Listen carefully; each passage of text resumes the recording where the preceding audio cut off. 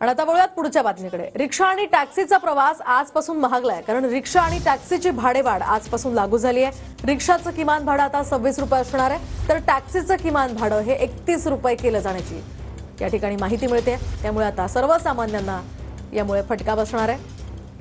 रिक्षाचं किमान भाडं हे 26 रुपये होणार आहे, तर टॅक्सीचं किमान भाडं हे 31 रुपये आजपासून असेल। आणि याचाच आढावा घेतलाय आमच्या प्रतिनिधींनी। रिक्षा आणि टॅक्सी प्रवास आजपासून महाग होत आहे। आपण सध्या मुंबईतील टॅक्सी स्टँड जवळ आहोत। आपण पाहू शकतो की याच टॅक्सी आहेत व काही रिक्षा देखील आहेत, त्यांच्या भाडेवाढ आहे ती आज होणार आहे। आता रिक्षाचे किमान भाडे 26 रुपये तर टॅक्सीचे किमान भाडे 31 रुपये आहे। भाडेवाढीचे चालक मालक संघटनांनी स्वागत केलेलं आहे, मात्र सर्वसामान्यांच्या खिशांना कात्री लागणार आहेत। आपल्यासोबत बोलण्यासाठी काही टॅक्सी चालक देखील आहेत। काका, खरं तर आज टॅक्सीची जी भाडेवाढ होते त्याकडे कसं पाहता?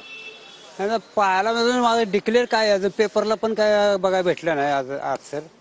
अगोदर झाले डिक्लेअर की 1 तारखेपासून रिक्षा आणि टॅक्सीचं भाडं वाढ होणार आहे म्हणून, पण अजून क्लिअर कटमध्ये तर आम्हाला त्याचं मीटर बनवावं लागतं। तर आमचं ते नंबर प्रमाणे मीटर बनवून घेतात, त्यावेळेला होणार। किंवा मग युनियनवाले कार्ड देतात बनवून।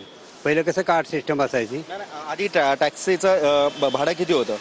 भाडं आता 28 रुपये होतं मिनिमम, आता 31 रुपये करण्यात आलेलं आहे। 31 केले म्हणून असं डिक्लेअर झालंय, पण अजून हे नाही ना, तुमच्याकडे जे संक्षिप्त आहे ते मिळालं नाही काय अजून। पण आपली भाडेवाढ झालेली आहे, तर म्हणजे या निर्णयाचं स्वागत करणार आपण?